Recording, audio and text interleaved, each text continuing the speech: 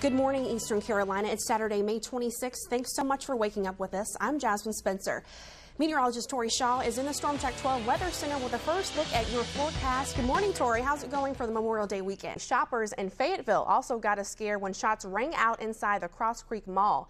Police are still tracking down 2 suspects. And a baby boy is out of a hospital this morning after falling out of a window. Producers of American Idol are visiting Charlotte for the first time in search of talent. I could really feel that the wind was coming through, the rain was coming down, and because of that, the water is rising, and Washington is known for its flooding. Officials expect a strong presence downtown, and they plan to do the same. Dr. Johnson said the burglar had the theft all planned out, avoiding this camera before smashing in the door with this rock. The suspects face a total of 40 charges, and if convicted for murder, they could face life in prison or even death. Just a few hours ago, children stepped off the school bus to a crime scene with bullet fragments on the pavement and caution tape from what police say is a gang-related shooting. Because the market was blown about a mile away from Anchorage, the only way to reach her now is by boat. State workers are working as fast as they can to clear up areas like this all over the east. Today is the first court appearance for the suspects the Pitt County Sheriff Department believe are responsible for the triple homicide and robbery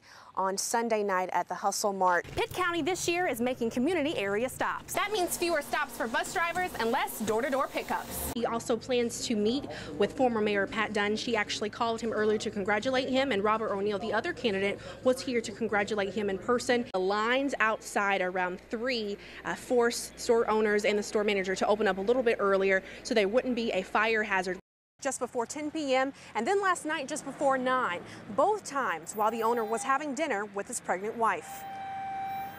One man in Winterville had different plans for his Easter Sunday. He was going to rob a restaurant, not with just any weapon, but a 1.5-foot machete. This is not the first, but the second time this has happened to owner Danny Wu. My wife's son is saying, they're robbing us again. Watch as the robber whips out the machete and fans it in the air. Wu says he yelled, "Give me your money." For the safety of his pregnant wife, Wu calmly followed his orders, but it wasn't fast enough for the robber. Look closely as he slams the machete down on the counter and yells, "Hurry up."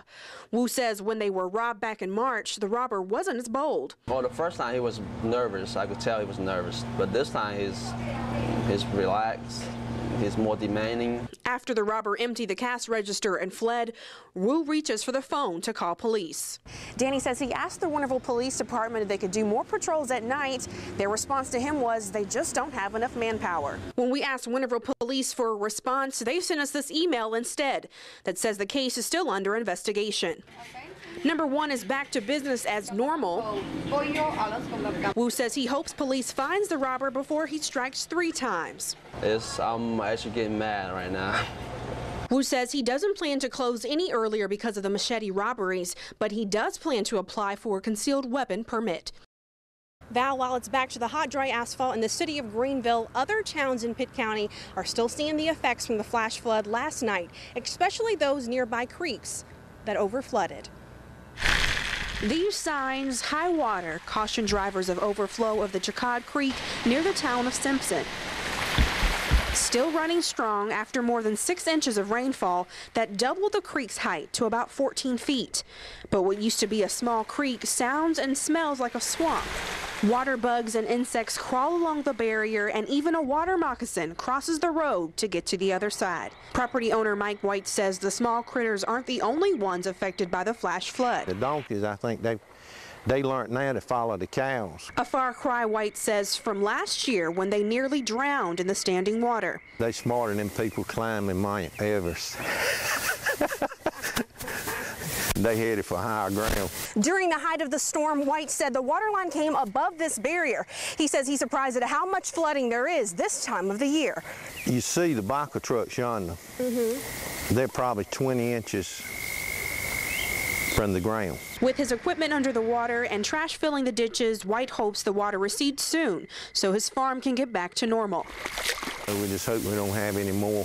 Until then, White says he'll have to wait on Mother Nature to take its course.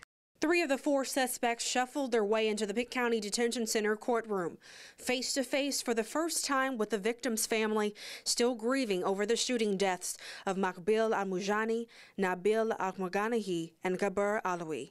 Charges of murder, kidnapping, and robbery with a dangerous weapon are handed down for the 3 adults, Willie Whitehead, Xavier Shamble, and Antoine Anthony. The killers in this case were very disrespectful to them in the courtroom today and made several comments to them. Pitt County Sheriff Neil Elks referred to Anthony, who made explicit comments to the victim's family during his hearing and glared at the judge.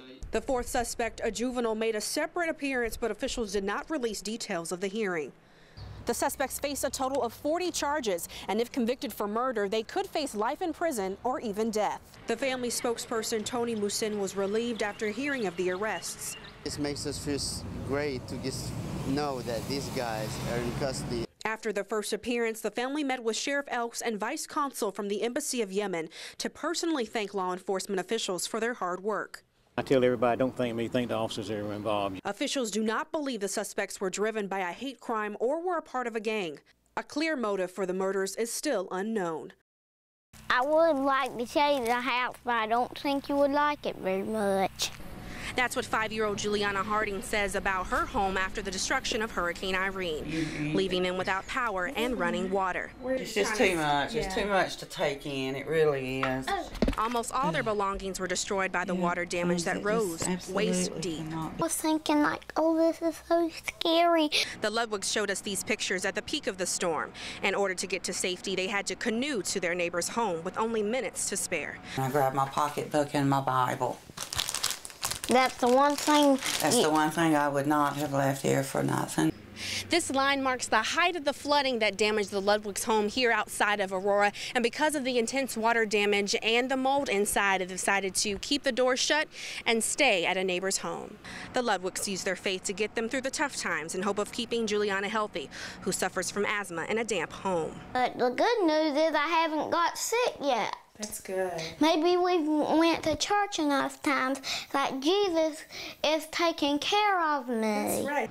Ludwig hopes things will begin to get better in the future for her family and all of the Bay City and Aurora area. But without basic needs, things can get frustrating. We're the forgotten ones out here, and we will be this time if something really doesn't turn around.